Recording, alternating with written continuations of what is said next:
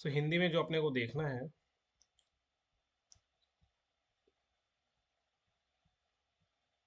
कहावत मुहावरा 249 261।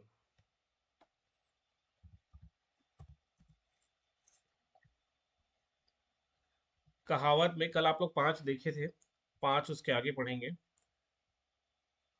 अंडे सेवे कोई, बच्चे लेवे कोई। यहां से 5 याद करना है। अंडे सेवे कोई, अंडे कोई और सेके और बच्चा कोई और ले जाए। तो किसी किसी के परिश्रम का लाभ किसी को मिलना, ये तो बहुत आसान है। अंडे कोई और सेवे और बच्चे कोई और लेवे, तो किसी के परिश्रम का लाभ किसी और को मिलना। फिर दूसरा है, अध जल गगरी छलकत जाए।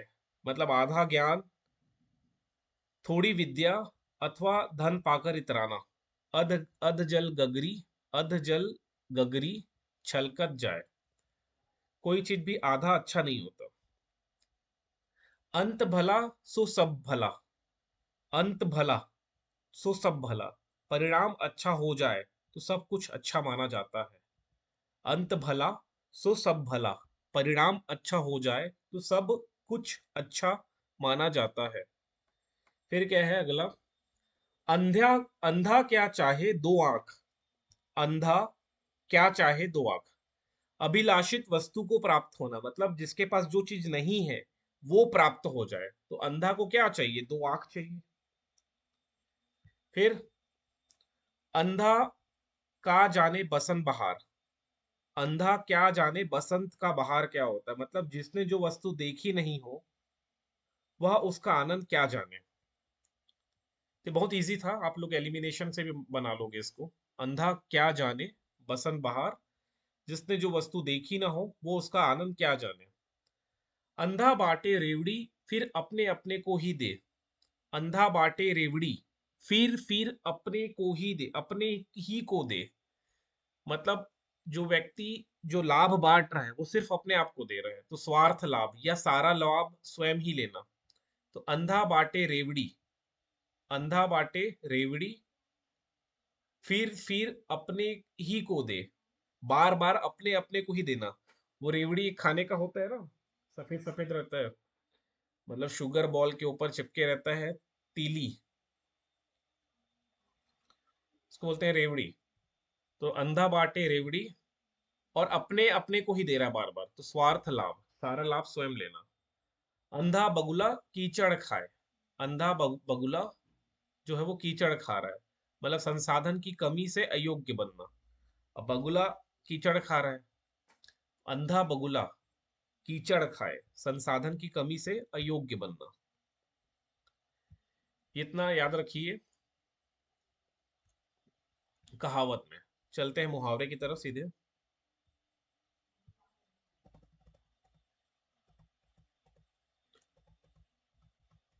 मुहावरा,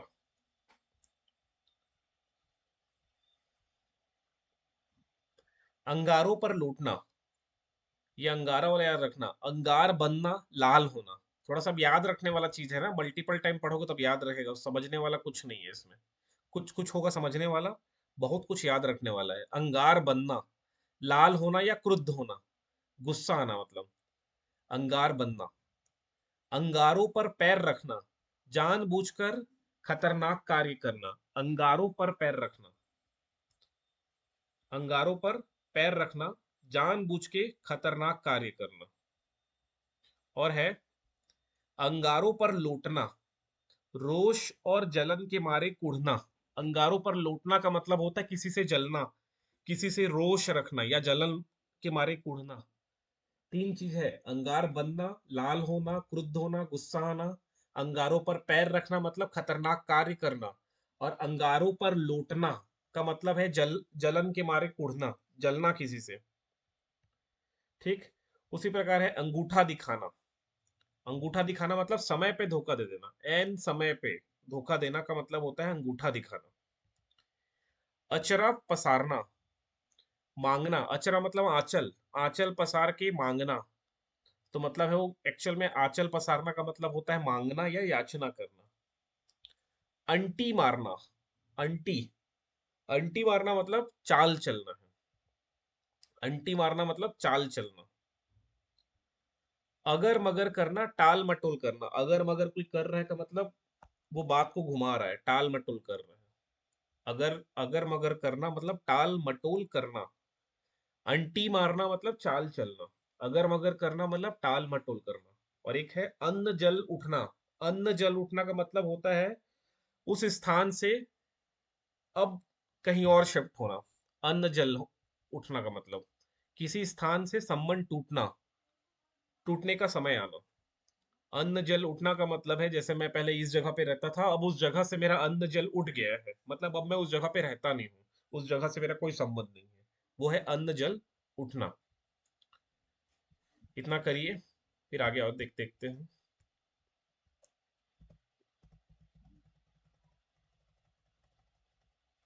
पर्यायवाची।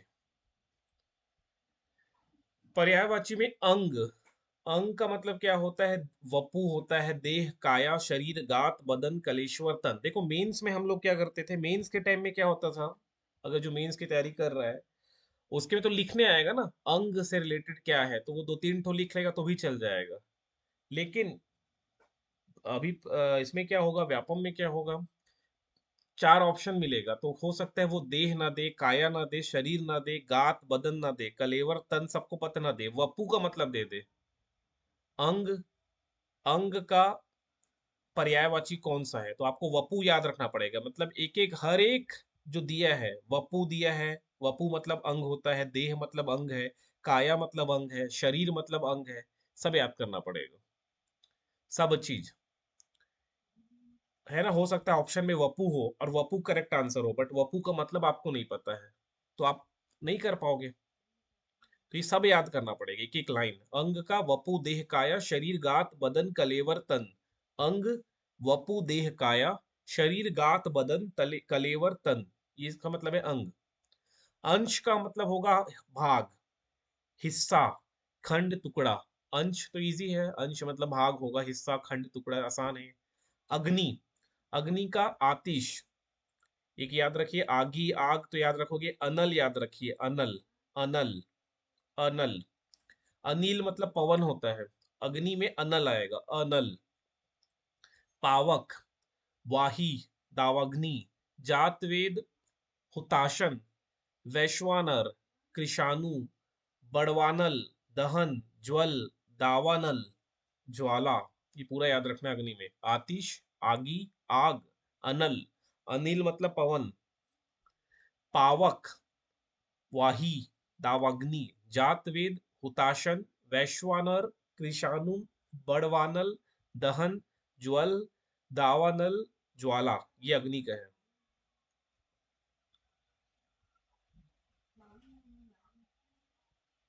अचेत, अचेत मतलब जो बेहोश हो जाए वो अचेत है। तो अचेत का मतलब होगा संज्ञाहीन, चेतनाहीन, मूर्छित, बेहोश, बेखबर। अचेत का मतलब संज्ञाहीन, चेतनाहीन, मूर्छित, बेहोश, बेखबर। अधिकार का मतलब हक, अधिपत्य।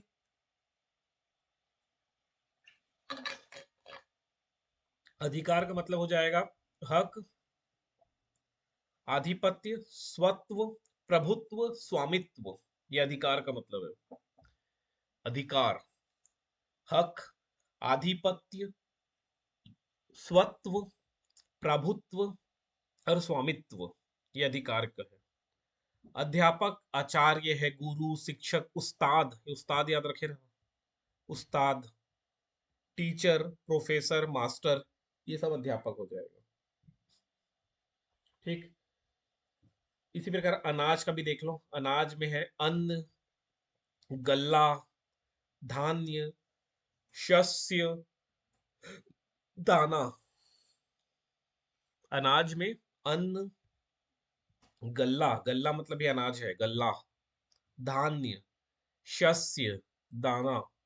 ये सब याद रखना है। ये एक्सेप्शनल ही एग्जाम में प्रश्न बनेगा, गल्ला पूछ देगा, गल्ला। तो अनाज है गल्ला का मतलब। धान्य, शस्य, दाना, अन्न, ये मतलब अनाज है। अब अन्न और दाना तो कर ही लोगे, धान्य भी चलो कर लोगे, लेकिन गल्ला और शस्य नहीं कर पाओगे, तो इसको याद रखना है।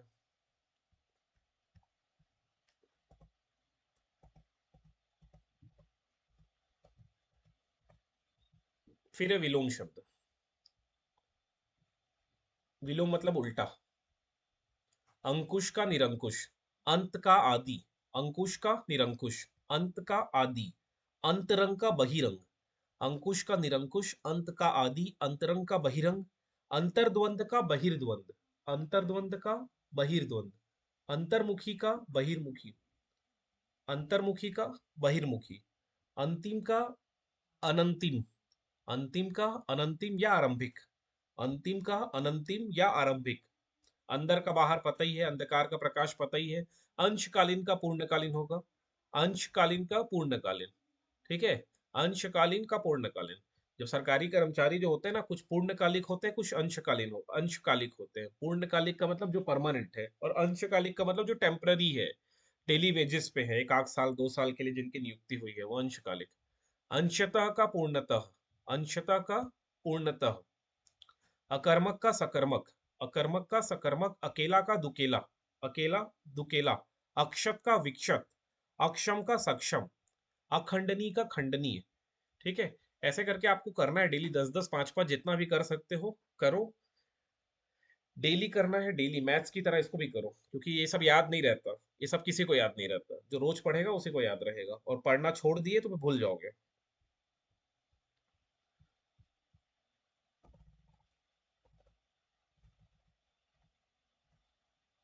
विलोम शब्द हो गया, फिर एक शब्दों के लिए अनेक शब्दों के लिए एक शब्द।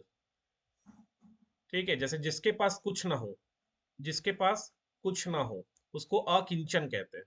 अकिंचन, जिसके पास कुछ ना हो।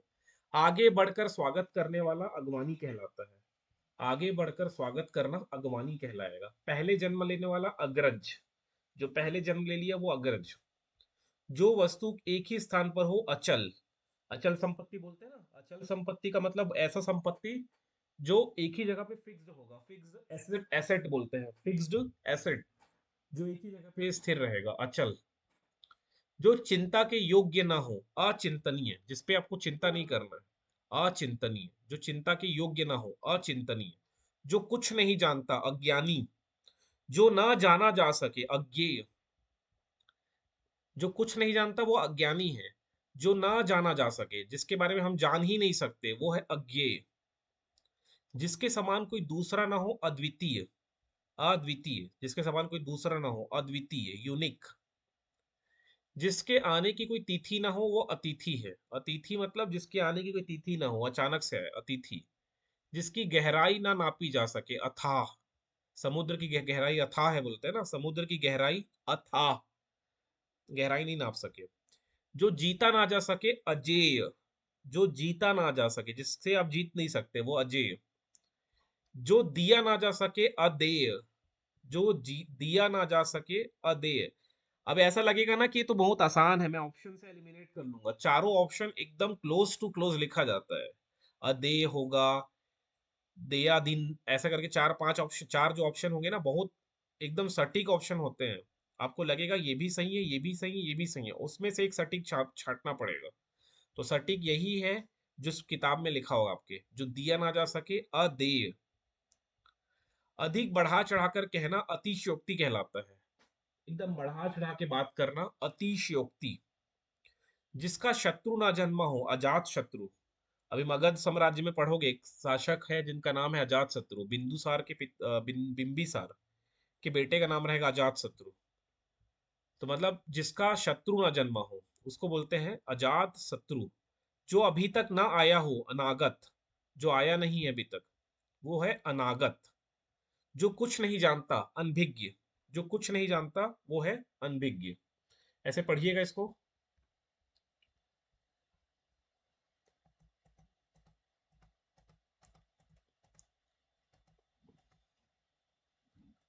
समुच्चारित भिन्नार्थक,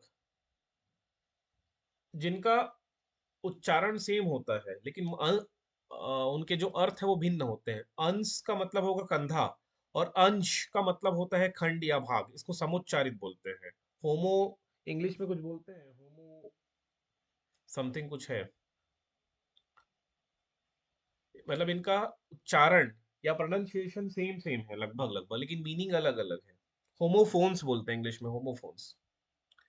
अंश, का मतलब कंधा है, लेकिन अंश, अंश का मतलब खंड या टुकड़ा। उसी प्रकार अपत्य, अपत्य का मतलब संतान है, लेकिन अपथ्य, अपथ्य का मतलब रोगी के अनुकूल भोजन ना होना, रोगी के अनुकूल, रोगी को जैसा खाना मिल रहा है वैसा खाना ना होना, उसको अपथ्य बोलेंगे। अपेक्षा का मतलब आशा, और उपेक्षा का मतलब अवहेलना। अपेक्षा मतलब मुझे उम्मीद है तुमसे, अपेक्षा मैं रखता हूं, और उपेक्षा मतलब इग्नोर करना। ठीक। अजर, अजर का मतलब जो वृद्ध ना हो, जो कभी वृद्ध ना हो, वो अजर है। और अजीर का मतलब होता है आंगन। तो इस तरह से इसको भी देखना। ठीक है। अन्न, अन्न मतलब अनाज, अन्य मतलब दूसरा, अश्व मतलब घोड़ा, अश्म मतलब पत्थर। तो ये थोड़ा मीनिंग लगभग लगभग होमोफोन्स है, उच्चारण सेम सेम है लेकिन मीनिंग अलग अलग रहेगा। ठीक है, तो इसको सबको देखिएगा इस सर प्रकार। इसमें जो क्वेश्चन बनेगा ये एक ही क्वेश्चन एक ही पूछ देगा, जैसे अश्म का मतलब क्या है करके। हाँ, क्वेश्चन कुछ भी बन सकता है कि जैसे दे दिया, इनमें से कौन सा समुच्चारित है, ऐसे भी दे सकता है। ठीक है, देखेंगे प्रश्न किस प्रकार का आ रहा है। प्रश्न देखेंगे समझ में आएगा। जैसे थन, थन मतलब स्तन हो गया, और थान मतलब थौर या ठिकारा, थल मतलब पृथ्वी है, थाल मतलब थाली। तो क्वेश्चन आएगा, अब देखेंगे प्रीवियस ईयर क्वेश्चन कैसे बने। लेकिन पढ़ना पड़ेगा डेली, 5 5 10 10 करते रहो तो ये सब याद रहेगा। अनेकार्थक शब्द, जिन शब्दों की कई अर्थों का बोध होता है उन्हें अनेकार्थक कहते हैं। समोच्चारित का मतलब है दो अलग अलग शब्द है लेकिन उच्चारण उनका लगभग लगभग सेम है, लेकिन मीनिंग अलग है। लेकिन अनेकार्थक शब्द का मतलब होगा जिन शब्दों के कई अर्थ हों, मतलब एक शब्द है लेकिन उसके कई मीनिंग निकलेंगे, एक शब्द के कई मीनिंग, तो उसको बोलते हैं अनेकार्थक शब्द। एक शब्द है लेकिन मीनिंग अनेक है, जैसे देखो अंक, अंक, अंक का मतलब 1 से 9 तक की जो गणना चिन्ह है, 1 2 3 4, वो सब अंक है, नंबर। नाटक के भी अंक होते हैं, नाटक के अंक होते हैं। अंक का मतलब गोद भी होता है, गोद मतलब समझते हैं ना, गोद में ले लेना, बच्चे को गोद में ले लेना, बच्चे को अंक में ले लेना। अंक का मतलब शरीर भी है, अंक का मतलब भाग्य भी होता है, अंक का मतलब परिच्छेद भी है, अंक का मतलब संख्या भी है, अंक का मतलब चिन्ह भी है, और अंक का मतलब अध्याय भी होता है। मतलब एक अंक के कई मीनिंग है ना। जैसे इंग्लिश में लीव है, लीव, वो तो होमोफोन्स होगा, LIVE लीव, LEAVE लीव, वो होमोफोन्स हो जाएगा। लेकिन एक ही वर्ड के बहुत सारे मीनिंग है, उसको बोलेंगे अनेकार्थक शब्द। आ रहा समझ में? होमोफोन्स मतलब समुच्चारित, और अनेकार्थक में अंतर है। समोच्चारित में दो अलग अलग शब्द हैं, उसका वो उच्चारण अलग सेम सेम है, लगभग लगभग सेम है, लेकिन दोनों शब्दों की मीनिंग अलग है। लेकिन अनेकार्थक ऐसा शब्द है जो शब्द एक ही शब्द है, एक ही शब्द के कई मीनिंग है ना, एक ही शब्द के कई मीनिंग है। अंकुश, अंकुश का मतलब नियंत्रण, दबाव। हाथी को चलाने रोकने का कांटा को भी अंकुश बोलते हैं। हाथी को चलाने रोकने का कांटा जो लोहे से निर्मित है, उसको भी अंकुश बोलते हैं। ठीक है। अंग, अंग देखोगे तो पक्ष अंग है, अंग का मतलब अंश है, शाखा है, शरीर है, अवयव है। एक प्राचीन देश है अंग देश, उसका नाम है। तो ऐसे ही। ठीक, तो इसको भी देखिए, 5 5 करने का प्रयास करिए, नहीं समझ में आएगा तो पूछिएगा। इसके अलावा आप लोग ना आगे दिए हैं तद्भव तत्सम, इसको भी करना है। तद्भव और तत्सम।